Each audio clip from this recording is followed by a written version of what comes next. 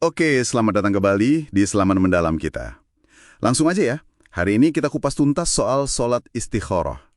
Ini penting banget buat Anda yang lagi, di persimpangan jalan gitu. Sumber kita kali ini detail banget sesuai sunnah Nabi Muhammad SAW. Misi kita, gak cuma tahu tata caranya, tapi yang lebih penting, gimana sih cara nangkep petunjuk setelahnya. Soalnya istikharah ini kan sering disalahpahami ya, dikira nunggu mimpi gitu.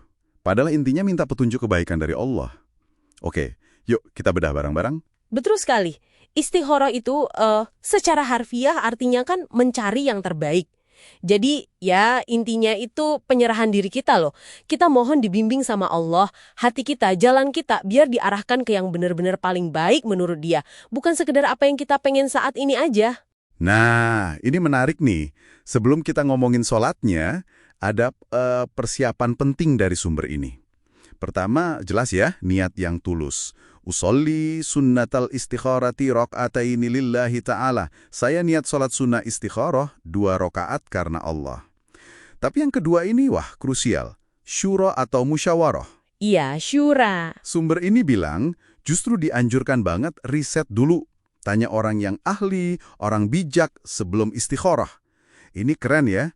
Jadi usaha dulu, baru tawakal lewat istikharah. Persis.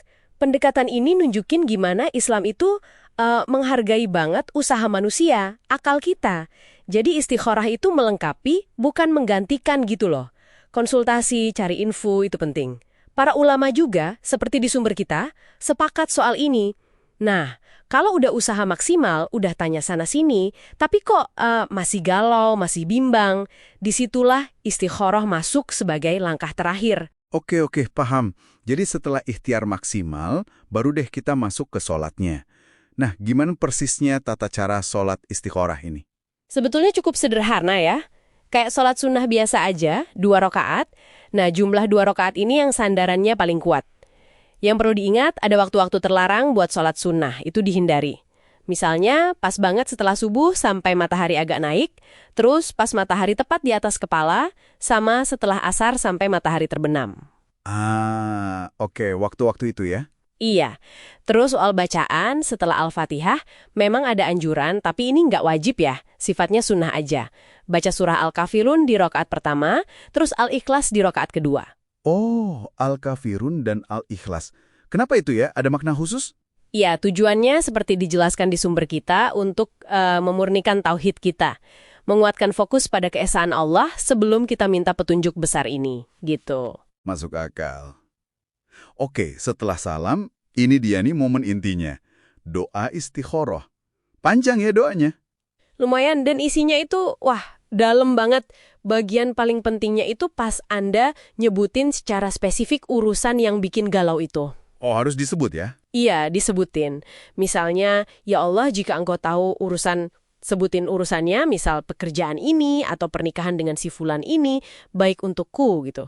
Oke, lalu lanjutannya. Lanjutannya kita mohon, baik bagiku dalam agamaku, kehidupanku, dan akibat urusanku nanti, maka takdirkanlah untukku, mudahkanlah jalannya, lalu berkahi aku dengannya. Tapi, ya Allah, kalau Engkau tahu urusan ini buruk bagiku, dalam agamaku, kehidupanku, dan akibatnya nanti, maka jauhkanlah ia dariku dan jauhkan aku darinya. Takdirkanlah kebaikan untukku dimanapun kebaikan itu ada, lalu, nah ini penting, buatlah aku ridho menerimanya. Penyerahan total kan? Wow, iya. Bener-bener pasrah sama ilmunya Allah ya. Nah, terus ini pertanyaan sejuta umat nih. Jawabannya gimana datangnya? Sering banget kan orang ngira harus lewat mimpi. Nah, ini dia. Sumber kita tegas banget soal ini. Jawabannya itu bukan utamanya lewat mimpi atau tanda-tanda aneh, tanda gaib gitu. Itu salah kaprah yang umum banget. Jadi gimana dong? Petunjuk utamanya itu lebih terasa di dunia nyata. Ada 2 hal utama yang perlu Anda perhatikan. Pertama, kecenderungan hati. Ada rasa mantap, tenang, atau malah sebaliknya, rasa nggak nyaman, ragu-ragu banget sama salah satu pilihan. Oke, rasa di hati. Terus yang kedua? Kedua, kemudahan atau kesulitan urusannya. Coba perhatikan, setelah istikharah, jalan ke arah pilihan A ini kok rasanya lancar banget ya? Atau sebaliknya, kok banyak banget hambatannya yang nggak terduga? Nah, itu bisa jadi cara Allah ngasih petunjuk. Jadi lewat perasaan dan kejadian nyata. Setelah berdoa dan pasrah ya? Tepat sekali. Kuncinya setelah doa itu tawakal. Serahkan hasilnya sama Allah dengan yakin seyakin-yakinnya. Lalu, yaitu tadi, amati hati, amati kelancaran urusan, terus jalani pilihan yang terasa lebih condong dan lebih mudah itu. Yakin aja, itulah yang terbaik menurut Allah, meskipun mungkin beda dari yang kita harapkan di awal. Dan kalau masih ragu banget, gimana? Nah, kalau masih ragu, sumber kita juga nyebutin kok, istikharah itu boleh diulang.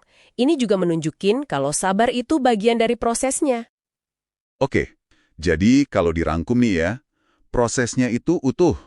Mulai dari usaha kita dulu, riset, tanya-tanya, syura, terus sholat dan doanya yang khusyuk. Habis itu kita amati petunjuk lewat rasa hati dan kelancaran jalan. Dan terakhir, yang paling penting, pasrah total sama keputusan Allah. Tawakal. Gitu ya? Betul, persis gitu. Ini bukan cuma alat bantu buat ambil keputusan aja loh ya. Lebih dari itu, ini latihan spiritual. Latihan buat nguatin iman kita sama takdir Allah, sama qadarnya. Sekaligus jadi cara kita makin dekat sama Dia. Manfaatnya bukan cuma biar nggak salah pilih, tapi juga bikin hati jadi tenang banget. Karena kita ngerasa dibimbing langsung sama Yang Maha Tahu. Nah, ini ada pemikiran penutup nih buat Anda renungkan di rumah. Doa istikharah itu kan mintanya kebaikan dalam agama, kehidupan, dan akibat urusan. Plus, penyerahan total sama ilmunya Allah soal masa depan yang kita nggak tahu sama sekali. Gimana kalau dengan rutin istikharah, yang berubah itu bukan cuma apa yang Anda putuskan, tapi juga cara Anda ngelihat konsep sukses dan gagal dalam hidup Anda sendiri. Sesuatu untuk dipikirkan lebih dalam ya.